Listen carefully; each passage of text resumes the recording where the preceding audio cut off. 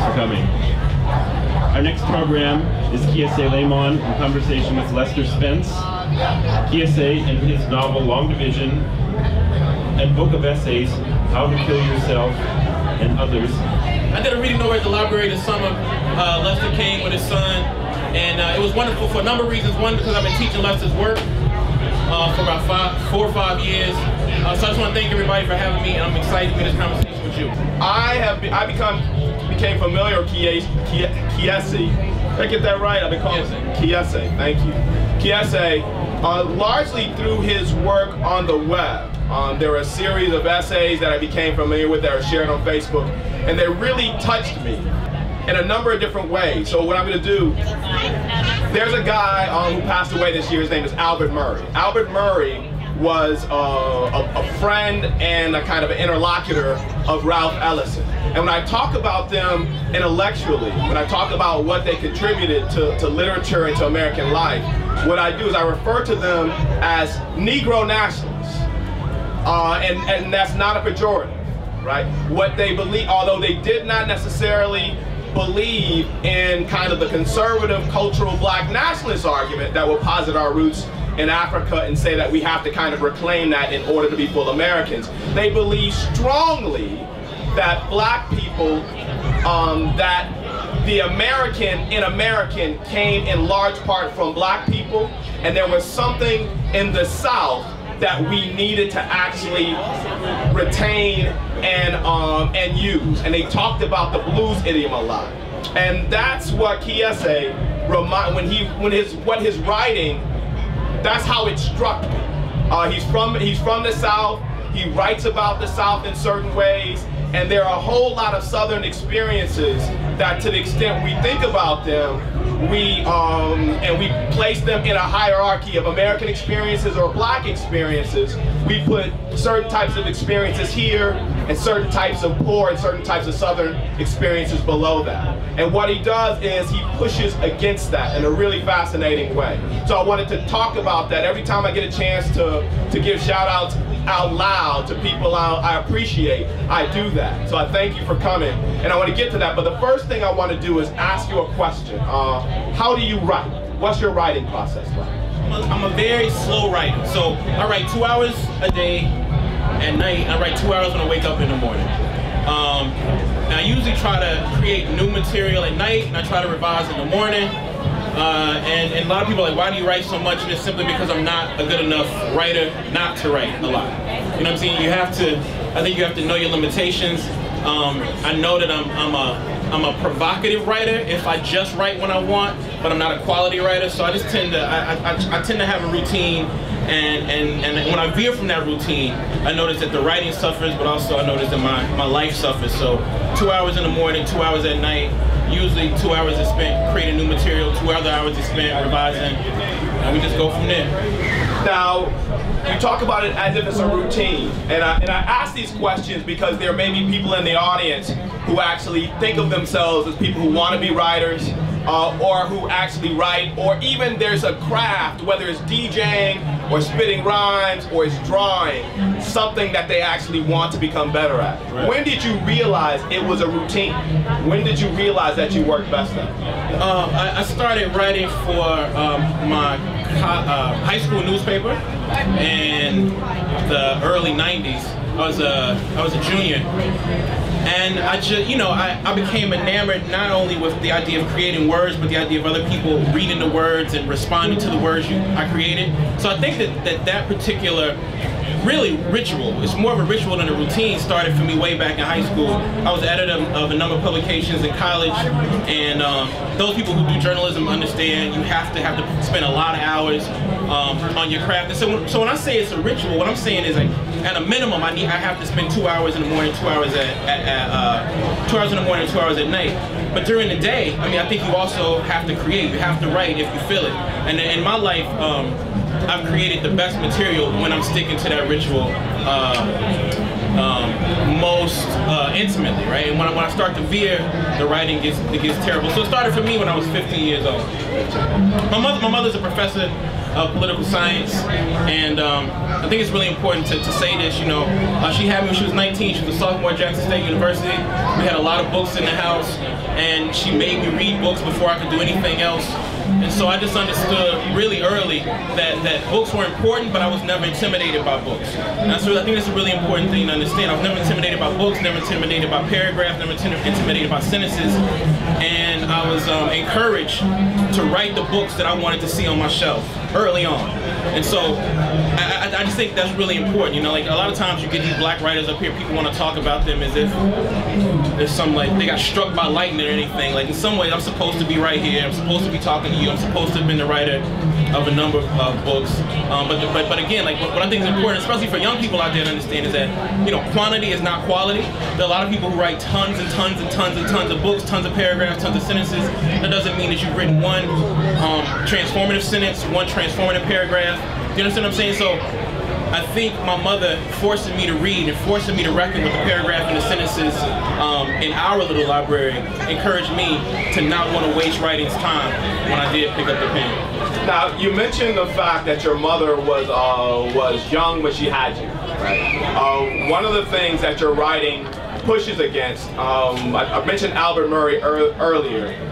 He has this critique of what he calls social science fiction.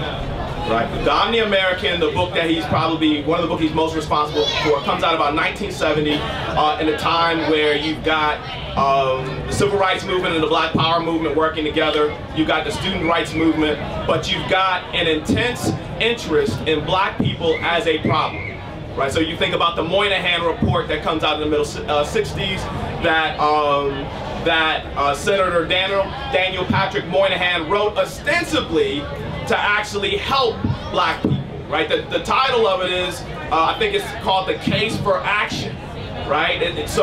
But when he's writing about it, he writes as if there's nothing beneficial about black life, right? Absolutely nothing beneficial, and what we have to do, and obviously not we, given that I'm black, but what America had to do was dig down and drag black Americans out of this mire, right? And one of the arguments he makes is that one of the biggest problems black people have is that their family is broken in contradistinction to the American family, right? And we actually see that trend among some, but not all, black thinkers, whether they're integrationists, whether they're conservatives, even in some cases black radicals and black nationalists, right? The argument is that what we need for the family is we need the family to be right. Right? How many times have we had, those of us who are connected virtually, how many times have we had conversations about what we need to do is have black men in the home, right? What we need to do, our problem is that we've got these women taking care of these kids, and you know, they're raising kids, and you know, you need a man to raise a kid. One of the things I remember in our last conversation, you said to me, and I'm not going to get the language right. You said that you knew you were somebody because your grandmother loved you, right? And then there's a passage in the book, and I've circled a number of passages where you talk about sexism, right? You talk about the sexism black men practice, but what you talk about is about being loved by women. And how those women, in many cases, single mothers, took care of you. I want you to talk about that. Man, we can talk about that for hours. It's a conversation. All right, let's do it. So, I think President Obama has done an admirable job for his job description. His job description in some way is to be evil, right?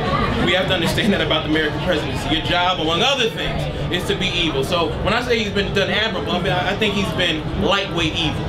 But one of the things that I think he's done that is most evil is affirming this understanding or this belief that black families simply need present black men in the home. And that's an opportunity, just present black men. And from my experience, from the experience of a lot of people I've talked to, I think if we slow that down, we understand and we see that the simplistic presence of black men in families is not going to do anything, ever. And I would argue the presence of black men in families who are not committed to reckoning, not committed to loving, not committing to be responsible to themselves as human beings and their partners is going to be detrimental. So it's not simply the presence. And so in one essay in this piece, and my work generally, one of the things I'm trying to argue is we need to get beyond the easy work of talking about presence and talking about the quality of like what that presence actually does. And in my experience, I say one of the reasons I know I'm here today talking to you, one of the reasons I know I'm a teacher, is because my grandmother loved me. I know my grandmother loved me. She thought I was beautiful. And I think that if we can get our children to understand in a myriad of ways that they are beautiful, whether that household is led by 2 fathers, 2 mothers, 3 mothers, 18 mothers, 18 fathers, we're gonna be in a better place. But we're not doing that right now. We're still stuck on whether or not the fathers are present or not. That's not the conversation we need to be having. And when we do have that conversation, we completely avoid the important conversation about love, which is a lot harder to have because we don't really know how to talk about love either. And so one of the things that I want to say is that, you know, my grandmother, she's complicated. She is, in some ways, she is like too stubborn. She's hard-headed. She's a diabetic. She's lost part of her foot because she can't stop eating German chocolate cake. She's all of these things that human beings are, but she's really good at loving her children. And instead of putting up all of these like silly models of male presence, we need to talk about the presence of love in families. And we need to start talking to a lot of these older black women who, I'm not trying to like support this idea of like maternal, matriarchal black family structures, but I think we need to start talking to them about not like how'd you hold it together, how'd you do this, how and why are you still loving, given what the nation has done to you? That's the question we need to be asking. Not why aren't you here? How did you do it? How are you still loving? And I think if we ask that question and we create more art that supports and explores that question, I think we'd be in a much better place. So I'm gonna read a passage that actually does contain. My kids aren't here, so it's all good. Your sister Sue, the most mesmerizing preacher in Mississippi, eulogized you in Concord Baptist Church. We were all baptized there. At the core of Sue's eulogy were 3 ideas. 1, niggers do not exist. 2, perfectly sanitized, wholly responsible black people do not exist. 3, you, Jimmy Alexander, were equally wicked and wonderful and had far more in common with us than we wanted to admit. That sounds good when you read it. It does, doesn't it? Yeah. So good. That's your mouth. Do you want to talk about that? Yeah.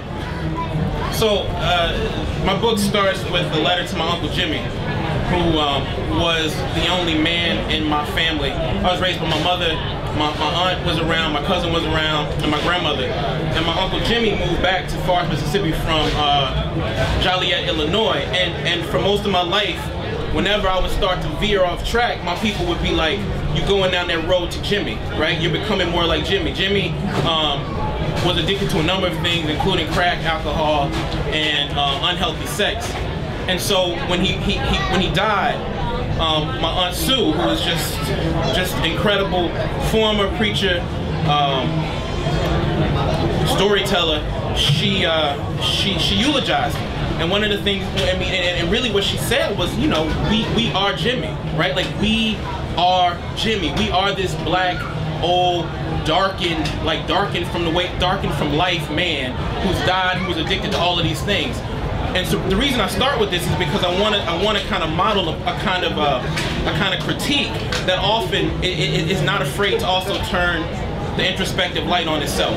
And so when I'm critiquing Jimmy and really I'm in this essay, really what I'm saying is I wish I would have written all of these things that I've written now to him. I wish I would have loved him enough to have shown him some of the stuff I was working on, but I didn't love him enough to do it. And one of the reasons I didn't love him enough to do it is because I was afraid that if he saw it, he'd call me out. You know what I'm saying? He'd be able to knock my hustle, because I knew he saw some things in me and in my work that other people wouldn't see, and I was really afraid. So I wanted to start with that essay because I wanted people to understand that I'm a work in progress and I'm really afraid, and I wanted to apologize to him for not loving him. So this is the page I got. This is the page I'm on right now, 78. Darnell, your letter really made me think, and we didn't plan this, about how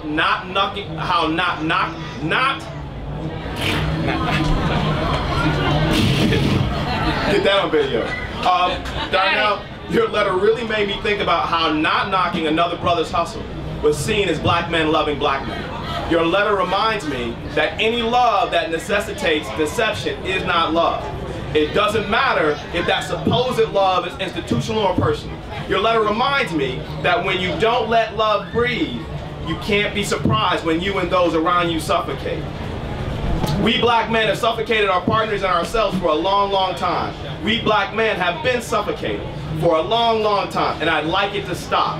I want to work on loving you and Michael and Kai and Marlon, and I want all of you to work on loving me. Please knock my hustle, Darnell. Please remain my friend when I knock yours. There's this sense in your work, and you actually say it out loud or write it, where the work is a form of therapy. But again, it doesn't read like a piece of social science fiction, in that it's clear that you've mastered that you're in the process of mastering your craft, and that you're in a certain place, but it's also clear that you're imperfect. Could you talk about that not knocking hustle concept? And then along with the essayist therapy. I've never been to therapy, and I probably should go to therapy. But in the absence of therapy, I use my students. I have a few students and ex-students in the audience. One of my students, Sharon, who I'm looking at right now, was really great at knocking my hustle, right? Like, whenever I did things in the classroom, said things that other students were just like, oh yeah, you know, D, you know, she would come back and be like, well, did you think about how the women in the class feel about what you just said? That's, to me, is a form of not just knocking hustle, but a form of love. And what I'm trying to say in this show, in this book, is not just this like performative look. People have knocked my hustle, so I have become. What I'm trying to show in this book is that the art of mastering the act of human being necessitates hustle knocking. It necessitates people saying, people who love you saying, you are fucking up, and I love you, but here's how I think you're fucking up, and here's how I can tie that to a national fuck up, and here's how I can tie that to my own fuck up. And this is the conversation I think we need to be having, right? So to me, this idea of like becoming better at being human, becoming a better writer, mastering shit, is all part and parcel of the same thing. It is about becoming. How do we become better? How do we become more loving? And I'm saying I don't know how to do it without asking for help. But that help means I'm gonna have to risk my little sensitivity. Like, I'm gonna have to risk people loving me, actually saying, you know what, I love you, but you are not doing enough. Like, I expect more from you. And I just think that's the hardest thing in my experience, that's the hardest thing in the world to do. It's hard to say that to another person, and more than anything, I think we all know it's hard to accept that from other people. And what I want to say also, this is why I think this conversation with you is so important. I think we're living in a nation that is obsessed with self-deception, right? We don't want to have this conversation on the micro level, but the nation doesn't want to have it. But we are the nation. You know what I'm saying? This is what we talked about last time. We're talking about eradicating sexism, eradicating racism, eradicating homophobia, but we ain't really reckoning with the fact that we're racist, sexist, and homophobic. So we ain't eradicating shit. You can't eradicate if you don't accept, if you don't reckon. But part of that reckoning has to come from people who love you. Has to come from people who love you. And in my life, that experience has come from a number of students, my grandmother, my mother to a lesser degree, and writing. This is one of the sentences by Albert Murray, sentences by Baldwin, sentences by Morrison, Octavia Butler, even J.D. Salinger, at some time have knocked my hustle, have shown me like I'm not who I think I am, I'm not who I want to be. I'm a master of deception, and I've been unable to run from those sentences. But I'm trying to say, what is the consequence of perpetually running from sentences that tell you who you really are? And I'm trying to explore that in this little essay book. So knocking the hustle, right? So there is one hustle that somebody tried to knock that you actually didn't accept, right? So if you would have listened to a few people in the industry, neither of these books would have been published. And those people looked like us, probably like the same music we like, you know, probably hang out with black people, you know, have black kids, the whole 9 yards. Right. Could you talk about that? Yeah, that's a good that was a great transition. You good, right? So I just came out with this novel, Long Division, and I just came out with this essay book, How to Slowly Kill Yourself and Others in America. And both of these books, maybe in a different form, would have come out earlier. I had 3 publishing deals, but my last publishing deal was with Penguin Putnam, and I had an editor there who, again, no hard feelings. I appreciate the work she did. She's a black woman in a white industry. She has a lot of pressure on her. but she played me. And one of the things that she did and said was that this book would never see the light of day, the novel, which has gone on to do really incredibly well. She said that the book would never see the light of day, and if I had it published in its current form, with the racial politics intact, she said I'd sell maybe 1,000 books and nobody would ever hear from me again. And at that point, I took the book away. I ran away from a publishing deal. They kept the title, they kept most of the money, and I just decided to leave the New York publisher hustle alone and go do it with an independent press out of Chicago. And I did it because they published writers who I felt were like me. Like they published Jesmyn Ward's first novel, Where the Line Bleeds. They published a lot of work by Leonard Pitts. But what's important is that after I left Penguin, I put out this essay that you read last year called How to Slowly Kill Yourself and Others in America. That essay went viral. And then this editor, this publisher, and all these other publishers who didn't want to have anything to do with me after this essay went viral came back, right? And now they're like, oh, actually, we want you. Actually, we think we can, really, which is actually, we think we can hold you. We think we can make a lot of money off you. Sorry, we were wrong, right? And so at that point, because I'm not rich, though I do have a great job, I was like, man, I wonder if I should let them hold me again, you know? I'm wondering. But again, my grandmother comes into play and she says, God gives you 5 senses for a reason. God gives you a memory for a reason. Remember the pain and struggle and hurt. So I was just like, I gotta go. I just gotta, like, you know, roll the dice and see what happens. And the book came out, and luckily it's been supported by a ton of people, but particularly black women. And I feel like I got lucky. I feel like I got lucky in that way. I have How to Slowly Kill Yourself and Others in America, and that's where a lot of these comments have been drawn, but he also wrote a novel called Long Division. So at the beginning, you talk about the audiences you're interested in writing for, right? A year or two after I started this book, I realized I wanted my work to be a side of the catastrophic and pleasurable, the intellectual and the everyday, the public and the private, the awkwardly destructive and the wholly sublime.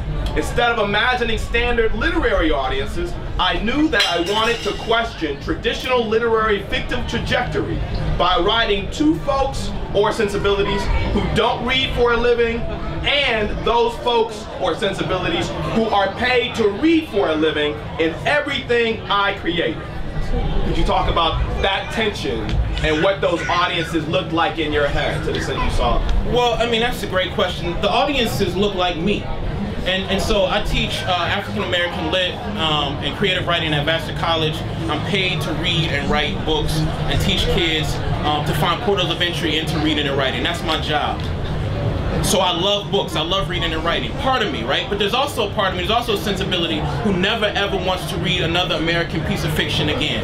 Because I don't respect a lot of that shit. And because even the literature that I do respect, often I find in some ways incredibly undemocratic and boring. So when I say I want to like expand literary trajectory, I'm definitely thinking about people I know who don't read for a living. I'm thinking about people I know who would never write. I'm thinking about how if we write to those people, American literature is going to necessarily expand. If you write to folks who don't necessarily who aren't necessarily read to, like those people eventually are going to pick up pens. They're gonna expand this. We see it with music, right? But I'm also saying that I wanted to honor all parts of my sensibility and not simply write to and from the part of my sensibility that sits cross-legged in a fucking office up in Vassar College collecting a check. And what I'm trying to say is like everything is encouraging me to write to that audience. So you have to kind of like, that's like the 3rd or 4th paragraph in the book. You have to kind of set that out there immediately, not just for the audience, but for me. Because I know that a lot of things are encouraging me to write to that audience over and over again and to get, like literary with a capital L acclaim. And this book has been, very well accepted. But again, I'm not just trying to write to folks who read for a living. Though I think there are a lot of people who read and write for a living who have different sensibilities. But I'm not trying to do that. Like I think, one of the things that Ellison and Albert Murray particularly say is that we have to take responsibility for American literature. And taking responsibility for American literature means you have to think a lot about what work you were doing, not just the work within the paragraph, but what work you were doing in terms of shaping American literature the way you want it to be shaped. And that means you have to sometimes take a risk and broaden, right? Like broaden and sharpen the route in which you get to people and get to sensibilities. And so for me, all the sensibilities I'm talking about in that paragraph, and I do like that paragraph a lot in that book. I don't like a lot of paragraphs in my book, but I love that paragraph. In some way I'm saying I need to be accountable to myself, and I need to remember the part of me that does not want to read ever American Lit ever again. So when you're writing to and for different groups, part of it is about techniques, part of it is about stuff.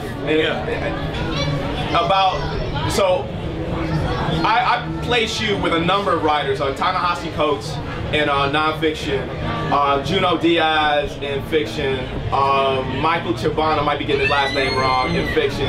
A number of people, and what I think they've done is they've exploded the idea of what American literature is by taking stuff that we take for granted as pop culture and actually attempting to use it ambitiously, right? So Junot Diaz's book starts, I believe, with a passage from Fantastic Four talking about Galactus. Right? Ta-Nehisi Coates comes to writing through hip-hop. He got more from the Wu-Tang Clan than he did from a number of essayists that we would think of, or that some people in the audience may think of as top American literature folk.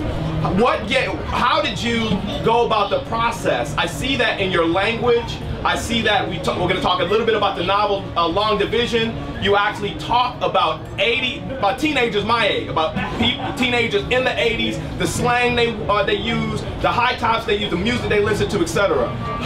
What type of stuff did you have to do to put that together? I think that's just a great question, and I think that the work that I had to do as a writer is I had to think about the rituals of, I'm gonna come around to this question. I had to think about the rituals of love. I think a lot of people say they love reading, they love particular books. I have students who say they love books. And my second question to them is, really, how many times have you read them? And then they'll say, once, right? And so if we think about the rituals of love, if you think about the way you love a partner, the way you love a song, the way you love any sort of popular culture, I don't believe you can actually love something if you only revisit it once. I don't know how you can say you love it, but what we're doing in this literary thing is we're creating books and we're creating readers that really want to read a book and put it down, right? Or maybe not read it, usually not even read a whole book, and then talk to somebody about how I love it. So literature becomes a marker for intellect, but it doesn't become an artifact of love. And so what I'm trying to say is that a lot of people I know are rereading tweets over and over again. They're re-listening to songs over and over again. They're rewatching television shows over and over again. There's proof that there's some sort of like love in that relationship. And so what I'm trying to do in this book and what I'm trying to do in that novel is just show I want to create literature that is unafraid of interacting with these actual kinds of pop culture representations and manifestations that people actually do love. And I want to do that because the hope is people will reread and reread the stuff that I write. You know, one of the things that happen when you write a book is that you get a lot of people doing interviews with you, and you know, a lot of times they skim the stuff, or maybe they read it one time, and then they want to be like, I don't think the ending worked. And I'm like, you know what? The ending might not have worked. Tell me why you don't think it worked. I just don't think it worked.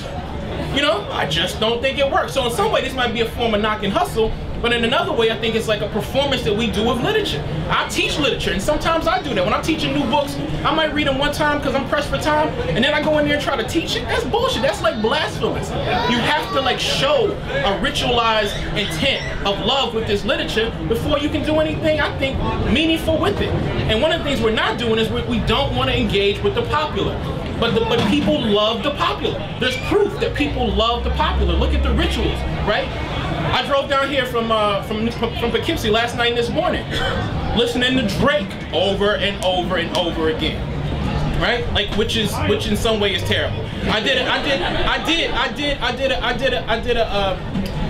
a talk with M.K. Asante, whose book came out like probably 3 weeks ago. He's here at this time. Y'all should go listen to him. Incredible book. I read that book once and then tried to have a conversation with him. That's disrespectful, not just to that man, but to the literature. And so what I'm trying to say is, as writers, as American writers, we need to be aware that something we're not doing right. People aren't revisiting the work, and I think they're not revisiting the work because we're not showing the honest love of them as consumers, not just readers. And I want to perform a particular kind of engagement with the popular, because people are engaging with the popular. But even people who don't have televisions are engaging with the popular. I mean, but there's another part to that, right? The other thing is that we're them, right? So it's not just about using the popular as a venue, no doubt, to bring folks in. It's about mining the popular because we like it, right? Because we feel it. Right. Feel me?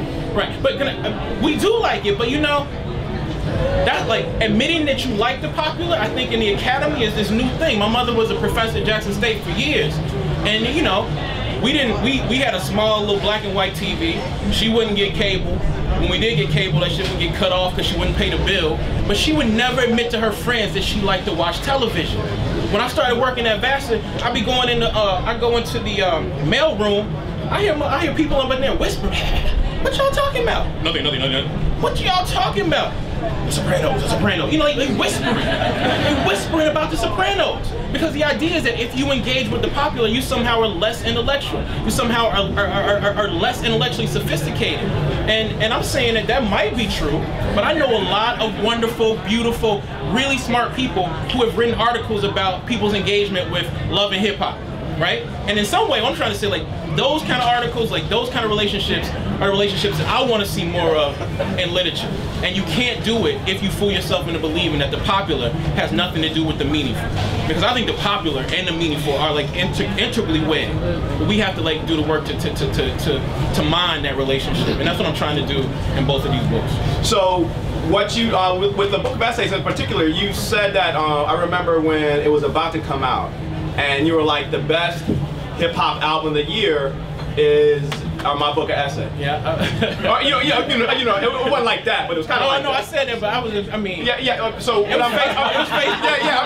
I'm not people who you know. Yeah. So what I want you to do more is talk about how when you think about structuring, right, writing a book of essays like a hip hop album, what does that look like? Talk about Kendrick. About Kendrick Lamar? Thank you, yeah.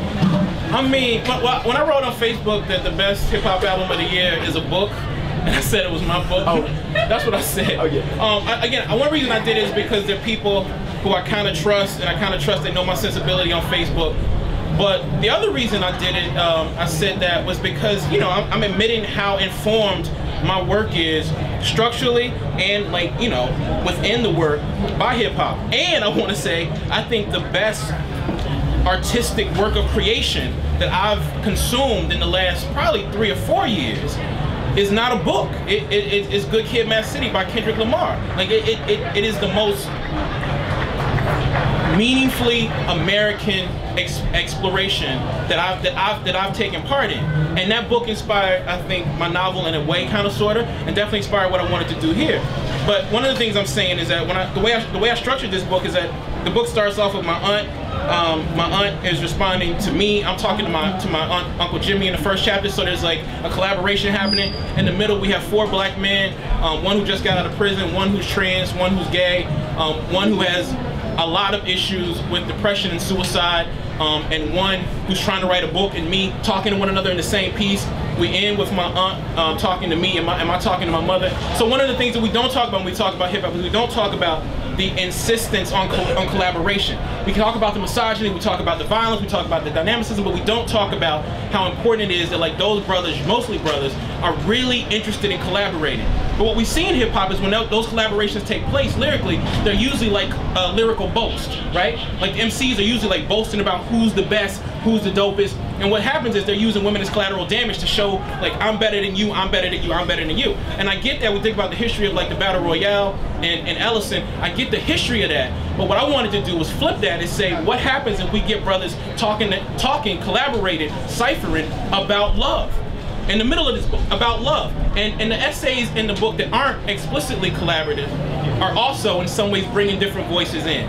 But what I was trying to say, though, is like this is infected and infused and inflected by hip hop music as much as anything.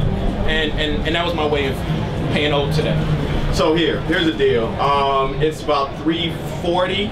So I'm going to take a shout out pause, and then what I'm going to do is open it up to the audience, because I know some of you have some questions. I want to give a shout out to my parents in the audience who came here from Boston. What? I'm sorry. Yeah, my parents. All right. I want to give a shout out to some of the people. So when I'm thinking about the concept of integration, right now the nation is being held politically hostage by a small group of congressmen. Somebody just wrote a piece looking at their districts, what the demographics of their districts are. Those districts are incredibly white, they're incredibly rural, they're incredibly undereducated compared to ours, right? I bring that up in this context because what I see us doing is wrestling with the concept of integration, right? For whatever politics we have.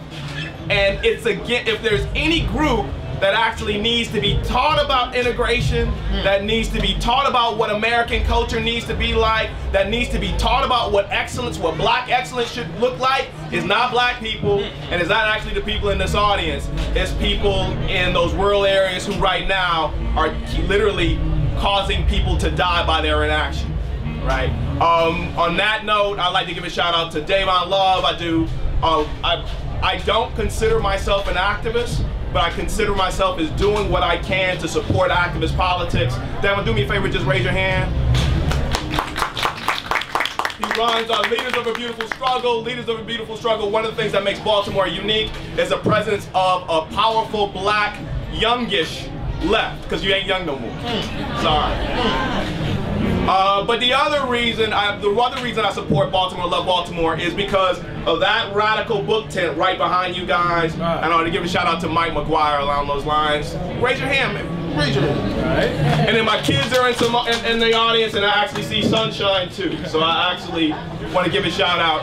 And then with that note, does anybody want to give a shout out to before we open it up? Oh yeah, I'm giving shots. Yeah, you know what you do? What? My grandmama and them not here, but shout them out. My girlfriend Eve Dunbar, Professor Eve Dunbar, Dean of Students at Vassar College, you shout her out. I'm just playing. Sharon, Jen, everybody, shout yourself out. I didn't realize we were doing it. Thank y'all for that shout out. Oh yeah, you got to take the shout out time. Oh, I see my man Don. Don and his family, Professor Tossin, my man. So on that note, what we like to do is take questions from the audience. So one of the things that I know I've struggled with personally is the idea of the development of a strong sense of black manhood in such a way that doesn't fall prey to many of the things that sexism and patriarchy has socialized into us, which is, like you said, using women as collateral damage for the development of that black masculinity. So my question is, how have you navigated that terrain in terms of trying to develop a strong sense of black manhood or a concept of black manhood that doesn't fall prey to that? But because, and one other caveat I want to put to that is because I think sometimes what happens is that there's the dominant representation of black masculinity is such where black men don't have space to be vulnerable, right? Don't have space to be cared for in the way that others, I think, get cared for because of that representation of like violence and aggression as an intrinsic part of our identity. So how do you navigate, how in your work have you navigated that? I think like the treachery briar patch of like needing to be a strong black man with the reality that we also need to be sensitive and thoughtful when there's not a lot of spaces for black men to do that, right? So how, you're asking me how have I done it? And again, what I want to say is I'm not a model, right? Like I can tell you, I can talk to you about what I have done, but also what I'm interested in hearing what more people in this audience have done. One of the things that I've done, like on the very micro, tiny level, is that I've allowed myself to be curious. So I was having a conversation with a brother at my job the other day, and he started talking about his wife, and he started talking, and you can see him start getting a little squeamish, and he was like, "It's tough, man, it's tough." And so when somebody says it's tough, when another brother says it's tough, what I think I'm inclined to do is be like, "You're right, bro, it's tough. It's real tough." What I think actual strength looks like is, what's tough? What is tough about being a husband? What's tough about being a 31-year-old husband in 2013? I want to know. I want to know from you. Tell me what's tough. And I think if you allow yourself and you allow other brothers to explore questions like that on the micro level, I think that like those conversations just go so far, bro. But because I think we conflate. I mean, the thing about us is that what we consider strong is actually weak. Hyperbolically, beating the shit out of a woman is strong. That's weak, right? Using the B word over and over again to prove to another man you're strong is weak. But we need to tell each other that's weak, you know? Using using feminine pejoratives to talk about how weak people are, like the P word or the B word or the C word. That's weak, and it's wrong. Like, beyond being weak, it's wrong. There's nothing weak about a vagina. There's nothing weak about it. So when people are like, yo, you acting like a vagina, you need to be like, word? Appreciate that, bro. I appreciate that. Thank you. I mean, and that's not deep. That's just true. But I think that we're so, not just we as black men, but our nation is invested in like flip-flopping the way shit needs to be. You call somebody a dick, you an asshole, you're a dick. So what? Right? Like there should be something wrong with that. So what I'm trying to say is, on the micro level, I think asking questions and being open to questions is one way to do it. On a larger level, as an artist, I mean, this is bad, but like when I'm creating, I want to surround myself with people who are pushing me into areas I don't want to go. You see what I'm saying? And so, like, the piece in this book that's in the middle of the book with these 4 brothers, these are 4 brothers whose work I read before I did the book, and I felt loved by those brothers. I felt loved and appreciated and pushed in a way. So I'm like, let's collaborate and let's make lasting, meaningful relationships. But again, the thing is, I'm not a model, but I think we have to model the behavior we want to see. You know what I'm saying? Especially for us, because everything out there, every sort of corporatized entity in the world wants to push us into being strong black men. And that shit is poisonous. It is poisonous. We've seen it over and over again. It doesn't work. It just doesn't work. It just doesn't work. And so I just think we need to take as many opportunities to say, forget strong. How can we be passionate? Forget strong. How can we be loving? Forget strong. How can we be transformative? You know what I'm saying? And when you see brothers doing stuff that brothers do, bragging about cheating on women, bragging about being abusive, you have to be willing to say, one, why are you doing that? Not just like disciplinary, but no, tell me for real, why are you doing that? I want to know, because I got a little bit of that in me. Tell me why you're doing that so I can get better. But so for me as an artist, it's in the language we use. You know what I'm saying? I think a lot of other people will give you better answers, but for me, it's in the language we use and the opportunity that we create with that language. Now, one of the things that's interesting is you see those characters in your work, but they aren't asses. You know, they're not flat, they're not despicable, they're human. Right? So Right? So it's not, when you talk about, you recognize that in yourself, you know,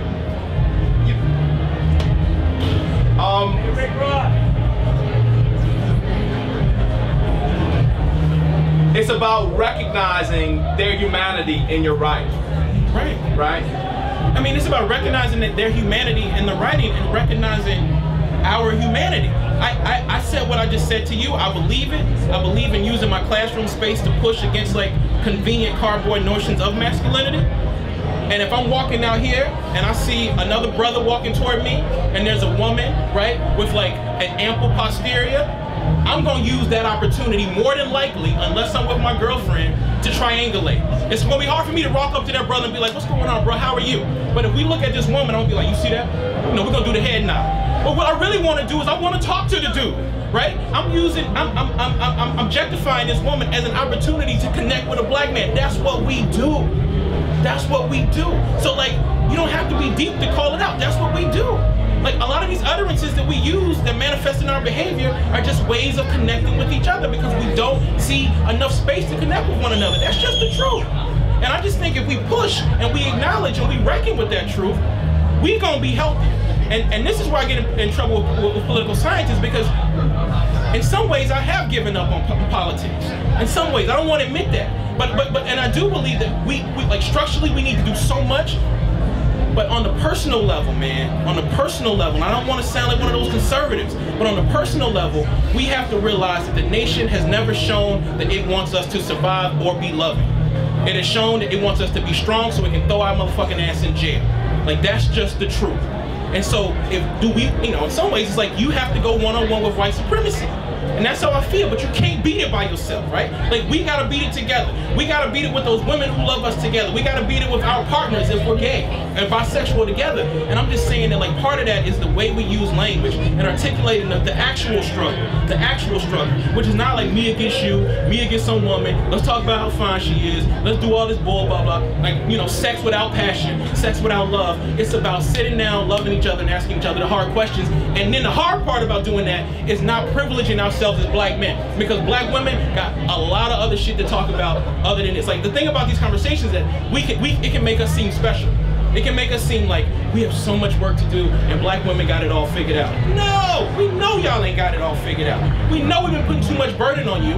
We know that you are the only people on this earth who, I think, from our time in this nation, black women, I think, are the only people on earth who we can be like, we have leaned on them while we destroyed them. We have leaned on them while we destroyed them. That's just the truth, right?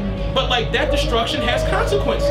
And so what I'm saying is, like, we need to have these conversations and not think that, like, our predicament is special, right? It's tinged with a particular color, it's shaped in a particular way, but the fact that, like, the struggle exists is something that doesn't make us special. So that's a long-winded answer, but that's what I believe. That's what I believe.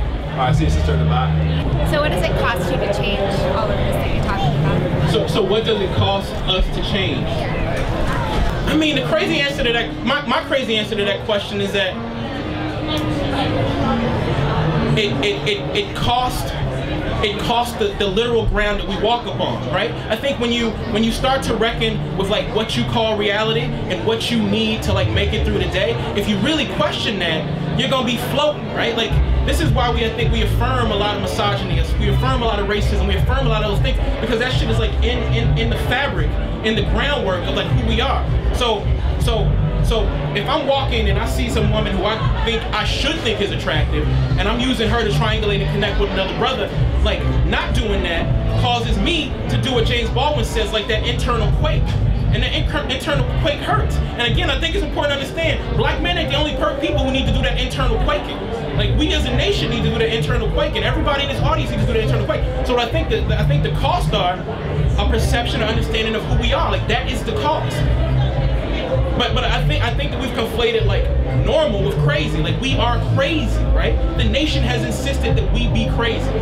And so when you do that work to love, I think you in some way obliterate cardboard conventional notions of crazy, which can make you feel crazy and out of place. But I think that's one of the things we have to do. And again, I'm not talking structural, which I think is the critique of what I'm saying, but I am talking about on the personal and on the language level. So the cost is our perception of reality, which really is everything. That's what I think. I've got a question in front. You just said the word structural. What does that suggest about us, that we are so preoccupied with form, and how can we move the conversation to content? Because even people in my camp, even gay activists, are just trying to redefine the form. How can we press deeper into content? A really rich question, but the essence is how do we move beyond the struggle for form and get to content? Particularly when talking about family structure. Yeah. So I'm gonna go back to, I'm gonna use literature to talk about this. There are a few things that we disagree on, that Kiese and I disagree on, besides the fact I massacre your name every time I say it. But the idea of what politics should look like is one of them. But what I'm gonna do is go against my grain and turn to literature. When he's talking about mastering that form, right? When he's talking, at the beginning, I asked him how he wrote for a reason, right? So for those of you in the audience, the first question I asked him was how he wrote. He said he wrote 2 hours every day. In the morning, he had a ritual where he writes in the morning and he writes he writes new stuff in the evening, and then he edits that stuff in the morning. And he doesn't feel good if he doesn't do that. And he's basically been on that path since the age of 15. What I asked him that question for was not just a question about writing, but a question of what's the process by which we master ourselves.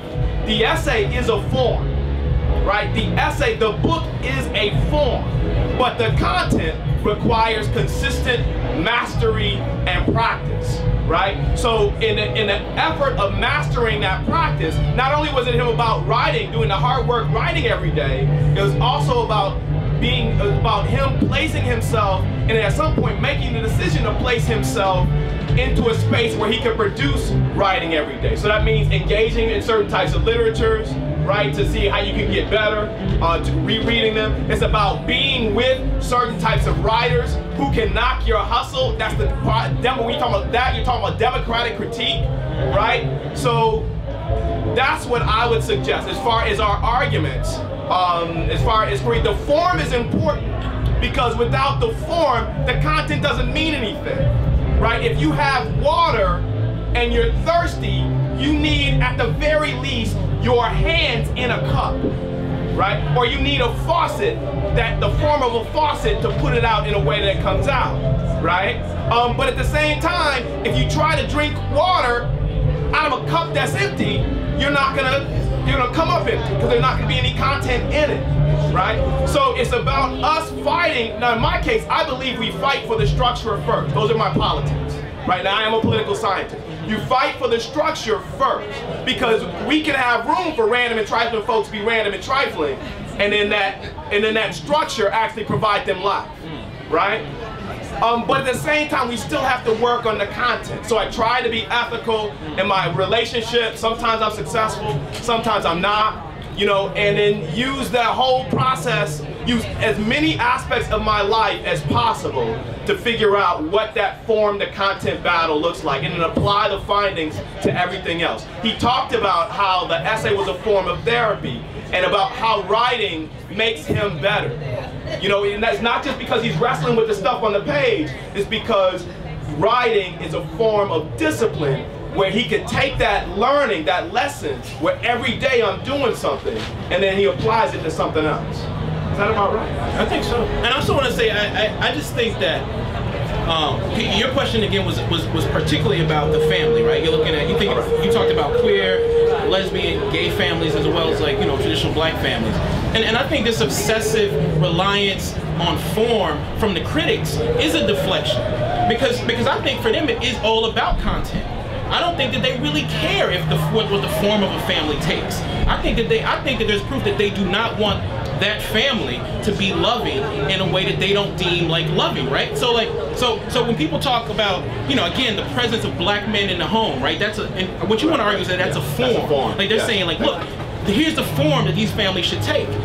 But what I'm trying to say is, like, I believe that those critics have a vested interest in the content of our families not being whole, loving, and transformative. So the conversation about form is, I think, a deflection. Do you see what I'm saying? Now it doesn't mean, thank you for bringing us back to the topic, it doesn't mean you don't have the conversation about form, because form is important. That's right. Right? Because there are all types of benefits. I think in the state of Maryland, there are between 200 and 300 rights that married couples get that up until this moment, same-sex relationships people in same-sex relationships could not get. Right. That's life. Right? That's not just like, oh my God, we get to walk around together hand in hand. That's like life. That's life or death. Right? So the discussion about form is important. The question is to what extent do you see that form allowing for the rich content that you might want? Right? So putting aside the conservatives who don't really give a damn about family in whatever form, but just focusing, for example, on people who believe in fighting for the rights for gay couples. Yeah. It's about having a discussion there, and not just having a discussion, fighting, because you got some conservative gay folk too who just believe that family should be X. You know, it's about fighting over form while at the same time trying to figure out ways to bring that content into being and ways to be ethical. Yeah. Right? And on that note, you know what? My clock says it's about 4 o'clock. This is, as far as I'm concerned, this is the beginning of a relationship and a conversation. I want to thank my man. I brought him here for very, very selfish reasons. I wanted to have this conversation, but I knew that if I wanted to have this conversation, most likely my people would too. There are all types of books to buy here. There are all types of books to buy here, and I'm not going to tell you what not to buy, but I know what you should buy. How to Slowly Kill Yourself and Others, and Long Division. Let's give a round of applause. Oh my God. Thank you very much for coming. I love it.